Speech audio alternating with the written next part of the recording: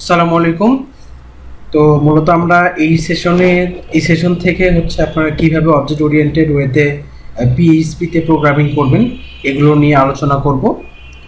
So let's start. আজকে আমরা মূলত জানবো কিভাবে আপনি পিএইচপিতে একটা ক্লাস তৈরি করবেন এবং এই ক্লাস থেকে অবজেক্ট তৈরি করবেন। ওকে, সো লেটস স্টার্ট। পিএইচপিতে ক্লাস তৈরি করার জন্য আপনাকে যেটা করতে হয়, প্রথমে ক্লাস কিওয়ার্ডটি লিখতে হয় এবং এরপরে একটা ক্লাসের নাম বলে দিতে হয়। সো আমি একটা ক্লাস তৈরি করি কার নামে, এবং এই ক্লাসের আপনি যখন ক্লাস তৈরি করবেন দেন আপনাকে দুটো কার্লি ব্রেস ইউজ করতে হবে। হ্যাঁ, তাহলে কি হলো, আমার একটা কার নামে কিন্তু ক্লাস তৈরি হয়ে গেল। ক্লাস কি জিনিস বা ক্লাস কি জিনিস এটা আমরা একটু যদি থিওরিক্যালি জানার চেষ্টা করি, এটা হচ্ছে একটা অবজেক্টের ব্লুপ্রিন্ট। মানে আপনি কোনো কিছু একটা তৈরি করবেন তার আগে আপনি একটা যে নকশা তৈরি করে নেন বা নীল নকশা তৈরি করেন, এটাই মূলত হচ্ছে ক্লাস। লাইক হচ্ছে আপনি যদি একটা বাসা তৈরি করার চিন্তা করেন যে আমি একটা 5তলা বাড়ি দিব, তাহলে কি করেন, আপনি কোনো একটা ক্যাড ডিজাইনারের কাছে গিয়ে আপনার বাড়িটার নকশা প্রণয়ন করেন। হ্যাঁ, এখানে মূলত কি কি জিনিস থাকে, যে আপনার এখানে কয়টা রুম হবে, তারপরে কয়টা হচ্ছে কিচেন হবে, কয়টা বাথ হবে, এই সব কিছু কিন্তু আপনার একটা ডকুমেন্টেড ওয়েতে থাকে। তো এই যে আপনি একটা ক্যাড ডিজাইনের কাছ থেকে একটা হচ্ছে খসড়া করে নিলেন বা একটা ডকুমেন্ট করে নিলেন বা ডিজাইন করে নিলেন, এটাই মূলত হচ্ছে ক্লাস। আর যখন আপনি এই ডকুমেন্ট ফলো করবে বা ডিজাইন ফলো করে একটা বাসা তৈরি করে ফেলবেন, তখন এই বাসাটা হবে একটা আপনার অবজেক্ট। ঠিক আছে, সো আমি এখানে কি করলাম, একটা কার্ড তৈরি করলাম। এই কার্ডটা হচ্ছে আমার একটা ক্লাস, মানে এর ভিতরে আমরা যখন একটা ধরেন আপনি এটা একটা হচ্ছে আপনার পাজেরো গাড়ির ক্লাস, তারা একটা গাড়ি তৈরি করবে, তার যে গাড়িটার নাম হচ্ছে ধরেন পাজেরো বা যে কোনো একটা মডেলে হতে পারে। তো এইটা এখন এই যে আপনার গাড়িটা তৈরি করবে তার আগে তাদেরকে কি কি জিনিস নিয়ে অ্যানালাইসিস করতে হয়, যে ধরেন ফার্স্ট অফ অল চিন্তা করতে হয় যে এটার মধ্যে আপনার কি টাইপের ফুয়েল ইউজ করা যাবে। হ্যাঁ, তারপরে আপনার ইউজ করা হয় যে এখানে হুইল কয়টা থাকবে, তারপরে হুইল কয়টা থাকবে, তারপরে হচ্ছে আপনার ধরেন যে আমরা কোন টাইপের গ্লাস ইউজ করব, তারপরে হচ্ছে স্টিয়ারিংটা কেমন হবে, ব্লা ব্লা ব্লা, অনেক তথ্য কিন্তু তারা প্রথমে রেডি করে ফেলে। এরপরে কি করে, তখন চিন্তা করে যে আসলে আমাদের গাড়িগুলো কত স্পিডে যাবে বা 1 লিটার তেলে কতটুকু যাবে, এগুলো নিয়ে কিন্তু তারা অ্যানালাইসিস করে। এই যে অ্যানালাইসিস করে বা এটা ডকুমেন্ট করে তারা যেখানে রাখে, এটাই মূলত হচ্ছে একটা ক্লাস। হ্যাঁ, অর্থাৎ আপনি একটা কোনো জিনিস তৈরি করবেন তার আগে যে প্ল্যানিংটা করতেছেন, এটা মূলত হচ্ছে আপনার একটা ক্লাসের ডেফিনেশন। অলরাইট, তো আমরা মূলত বুঝে গেলাম যে ক্লাস কি জিনিস। ক্লাস মূলত হচ্ছে একটা অবজেক্টের ব্লুপ্রিন্ট। আপনি কোনো কিছু একটা তৈরি করবেন তার আগে আপনি জাস্ট এই যে আপনার অবজেক্টটা তৈরি করতে যা যা লাগবে বা কিভাবে কি করবেন, এইটার একটা ডকুমেন্ট বলা যেতে পারে ক্লাসকে। ক্লাস কিন্তু এক ধরনের ইউজার টাইপ হচ্ছে, মানে ইউজার ডিফাইন করা ডেটা টাইপ। এটা বুঝতে একটু টাইম লাগবে যে কিভাবে ইউজার ডিফাইন ডেটা টাইপ এটা হিসেবে কাজ করে।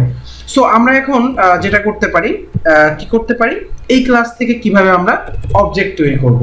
অলরাইট, সো অবজেক্ট মানে হচ্ছে আপনার কাছে এখন ওই বাসার ডিজাইন আছে, আপনি ডিজাইন নিয়ে আপনার হচ্ছে কি বলে এটাকে, কনস্ট্রাকশন ইঞ্জিনিয়ারের কাছে চলে গেছেন যে এখন আপনি আমার বাসাটা তৈরি করে দেন। অর্থাৎ এই যে কার ক্লাস আমাদের আছে, মানে এর ভিতরে সব ডকুমেন্টেশন লেখা শেষ, আমরা এখন কারটা তৈরি করব, মানে অবজেক্টটা তৈরি করব যাতে এটা ইউজাররা ব্যবহার করতে পারে। হ্যাঁ, সো আমি জাস্ট কি করব, নিউ কিওয়ার্ডটা লিখবো।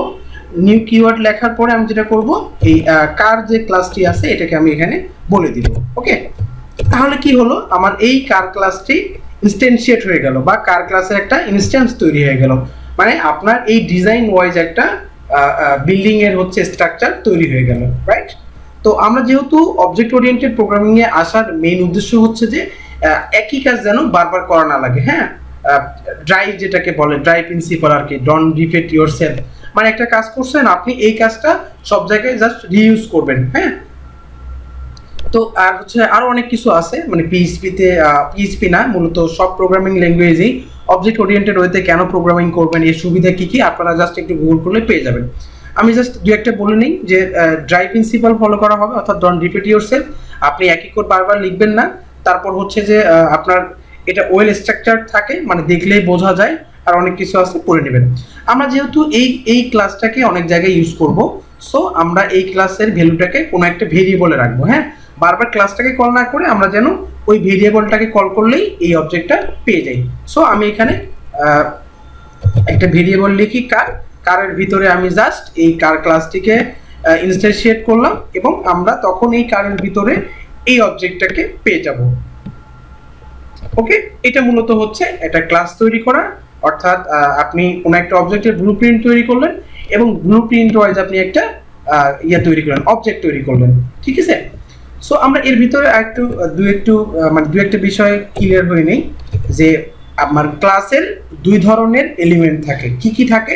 একটা হচ্ছে প্রপার্টি, একটা হচ্ছে মেথড।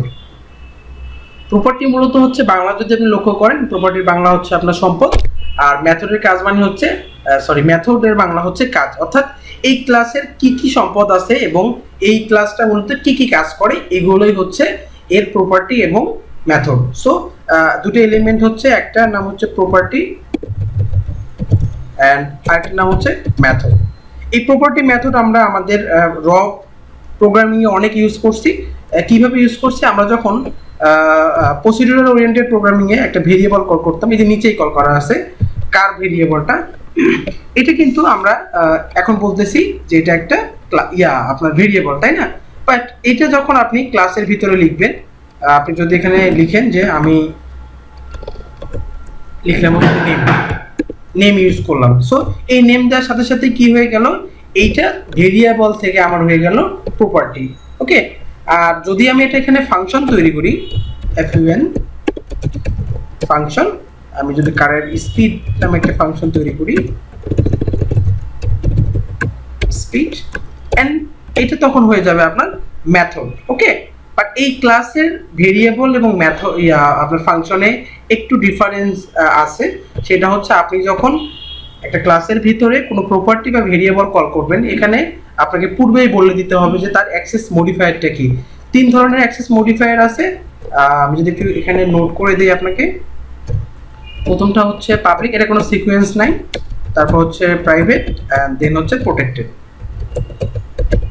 অলরাইট, তার মানে আমরা তিনটে অ্যাক্সেস মডিফায়ার পেলাম। এইগুলোর কাজ আমরা পরে ইনশাআল্লাহ জানবো, পরে কোনো ভিডিও ক্লিপসেই আপনারা পেয়ে যাবেন যে পাবলিকের, প্রাইভেটের এবং প্রোটেক্টেডের কি কাজ এবং কিভাবে ইউজ করতে হয়।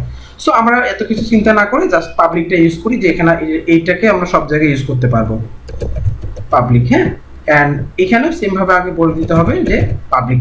এই যে আমাদের হচ্ছে র প্রোগ্রামিং বা প্রসিডিউরাল ওরিয়েন্টেড প্রোগ্রামিং এ কিন্তু আমরা ভেরিয়েবল কল করার ভেরিয়েবল হচ্ছে ডিফাইন করার পূর্বে আমরা কিন্তু কোনো এরকম অ্যাক্সেস মডিফায়ার বলে দেই না যে পাবলিক হবে নাকি প্রাইভেট হবে নাকি প্রোটেক্টেড হবে, যার কারণেই কিন্তু ওকে তখন বলা হয় যে এটা একটা ভেরিয়েবল।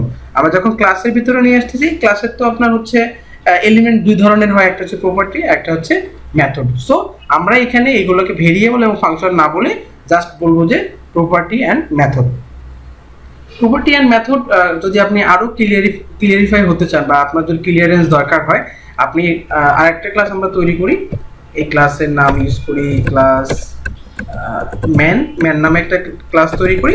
তো একজন মানুষের কি কি প্রপার্টি থাকে, অ্যাজ লাইক তার হচ্ছে নাম থাকে, নেম দিতে পারি আমরা, দেন হচ্ছে তার কি থাকে যে হচ্ছে এজ থাকতে পারে, তারপর আর কি থাকতে পারে, এজের পরে আমরা দিতে পারি যে হচ্ছে তার অ্যাড্রেস থাকতে পারে।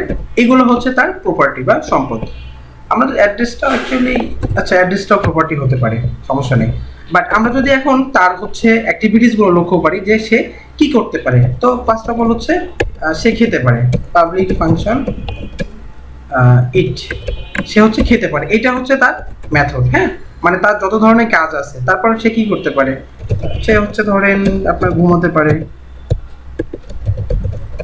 ফাংশন স্লিপ, এগুলো হচ্ছে তার মেথড বা অ্যাক্টিভিটিস, অথবা আপনি বলতে পারেন এগুলোকে ফাংশন, মানে সে কি কি কাজ করতে পারে, এগুলো হচ্ছে আমাদের তাহলে কি মেথড। সো আমরা মোটামুটি হচ্ছে হোপফুলি আপনারা এই প্রপার্টি এবং মেথড কি জিনিস, এগুলো কিভাবে ডিফাইন করতে হয় এটাও শিখে গেলেন। সেই সাথে আমরা একটা ক্লাস তৈরি করার পর ক্লাসের কিভাবে অবজেক্ট তৈরি করব বা ক্লাসটার সামনে যদি আমরা নিউ কিওয়ার্ড দেই তাহলে এটা কি হয় এটা আমরা জেনে গেলাম।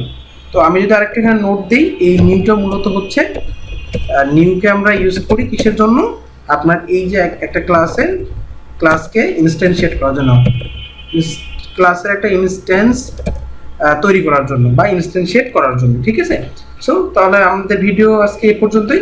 নেক্সট ভিডিওতে আমরা কনস্ট্রাক্টর এন্ড ডিস্ট্রাক্টর সম্বন্ধে আলোচনা করব। ওকে, সবাই ভালো থাকবেন, সুস্থ থাকবেন।